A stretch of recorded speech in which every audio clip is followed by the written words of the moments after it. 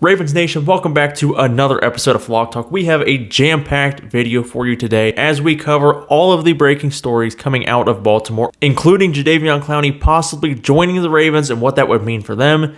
Is cornerback depth becoming an issue in Baltimore? Will we see Zay Flowers in the preseason? And a new report about a possible J.K. Dobbins extension in the near future. All coming up. So without further ado, let's hop into the first story. Earlier this week, it was reported that Jadeveon Clowney visited the Ravens and they offered him a contract. It has since been reported that he is taking some time to decide. I was really hoping they would re-sign Justin Houston, which was their sack leader from a year ago, but he was just snatched up by the Carolina Panthers just in the last week or so. So that is out the window. So now Jadeveon Clowney possibly coming in. He's a guy that missed some significant time last season, but the year before, he racked up 9 sacks. Of course, playing across from one of the best pass rushers in all the NFL and Myles Garrett certainly doesn't hurt his production, but it shows that he is still very capable of playing at a high level. Injuries have plagued him throughout his career, but look, he's not coming into Baltimore to play the lion's share of snaps. It's going to be Ajabo and Odway that are the main guys coming off the edge. Bringing in a guy like Clowney gives you several things. One, he gives you quality veteran presence in what is a pretty young room.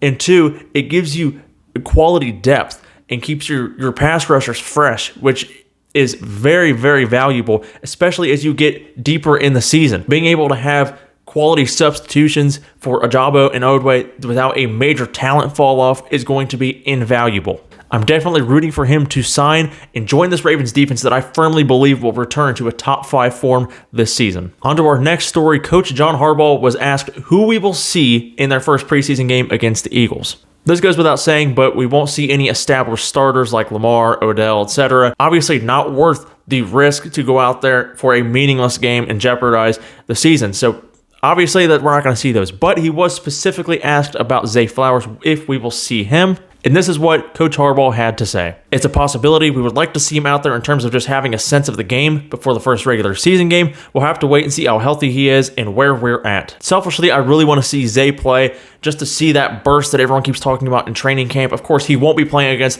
top corners. He won't even be playing with the starting offense, but he will still be receiving passes from Tyler Huntley, which is still a Pro Bowl quarterback. So just to see him go out there and just see him in his first NFL action, I think would be beneficial for him. And selfishly, as a fan, I just want to see it. So we'll see, but only time will tell. Is cornerback depth becoming a concern for the Ravens? We're still a month away from the first regular season game, so I'm by no means pushing the panic button here. But injuries in the cornerback room are seemingly piling up in camp. Rocky Sin's been out due to a knee injury. Jalen Armour-Davis didn't practice Thursday for unknown reasons. Arthur Mollett is dealing with a hamstring injury. Pepe Williams did return after missing several practices, but he did leave early. I'm guessing he was just on a snap count, so he didn't overdo it on his return. And Trayvon Mullins is likely undergoing season-ending toe injury, so I wish him a full and speedy recovery going forward. I'm sure it'll be fine. I'm sure it's just little tweaks that these guys are going through as the practices are ramping up and it's getting more intense and they're getting back into that elite football shape. These little things are just bound to happen. Hopefully that's all it is and it doesn't carry on into the season. But we still have a month for these guys to get ready, so we'll just have to wait and see. Lamar Jackson is getting better at checkdowns in practice. It's been noted in this new offense that it will feature more short passes that emphasize yards after the catch and checkdowns to running backs. When asked about Lamar being more comfortable in this new system, quarterbacks coach T. Martin said, anticipation of coverage, blitzes, his understanding of the concepts and playing within our system, and not getting bored with being disciplined. He also said, sometimes it can be a bore to check it down, but that's better than throwing a pick. We saw that last Saturday when we had 9 of them, but since then we've only had 1. That is one thing that the great quarterbacks in the NFL do consistently. When nothing is there downfield, instead of forcing a play, they can just check it down and live to play another down. We all know Lamar's ability to extend plays and make a positive out of what seems like a hopeless negative play. And I don't think that'll change because that's just who Lamar Jackson is as a football player, and I don't think anybody's going to take that out of him. But I love the emphasis on short passes and checking it down and letting our playmakers make plays. The Ravens have lots of new weapons this year, but 2 guys that I think are really going to thrive under this yards after the catch emphasis is Rashad Bateman, which we saw has home run speed last year, and Zay Flowers, which sounds like he's just built to be a yak monster. I really think those will be the go-to guys that are going to really thrive under this new system. And for our final story of the day, J.K. Dobbins could still get an extension. We all know Dobbins has been on the PUP list. He hasn't practiced yet with this new offense yet, and season is only a month away.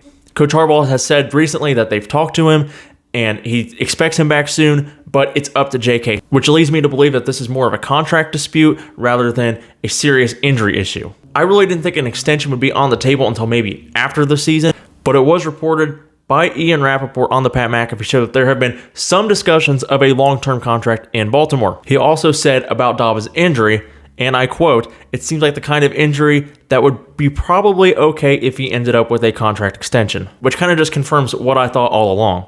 I've been very clear on this channel that I love Dobbins, and he has shown that he can be one of the best backs in the league. He's dynamite with the ball in his hands, but he's had an inability to stay healthy. Over the last 4 regular season games last year, he rushed for 397 yards. Also, over the last 4 seasons, he's 4th in the league in yards per carry, coming in at 5.9 yards a carry, which is really, really good. Of course, he's missed a lot of time, which probably helps his case there, but still, it's impressive nonetheless. I would really love to see an extension that puts him on the field with this offense.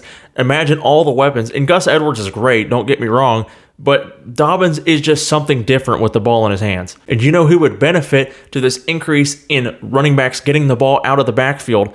J.K. Dobbins and also the entire Ravens offense. Dobbins consistently being fed the ball one-on-one with a linebacker, that guy makes people miss all the time. It takes more than one guy to bring down J.K. Dobbins. It will be a nightmare for opposing defenses. On top of everything else they have to prepare for with all the weapons, and on top of that, the running game with Dobbins and Gus Edwards would be maybe the best 1-2 punch in the NFL. The question is, what would an extension look like? What type of money is he looking for? That is the number we haven't heard. It's been widely talked about that running backs aren't being paid top dollar. On top of that, he's missed significant time in the NFL. So realistically, I don't know what he is expecting, and I don't know what the Ravens would be willing to even offer him. I think all of Ravens Nation would agree he's great, and we all want him back. But your best ability is availability, and until he shows that, I don't really know what can be done. But hopefully he can stay healthy from here on out, and they can get a deal done that both sides are happy with, that doesn't break the bank, but satisfies JK enough that he can come back and be a part of this new Ravens offense. And that does it for this episode of Flock Talk. Make sure you help this video in the algorithm by smashing the like button, and help me grow this channel by subscribing. Thank you all so much, Ravens Nation, for taking the time out of your day to watch. I'll see you in the next one.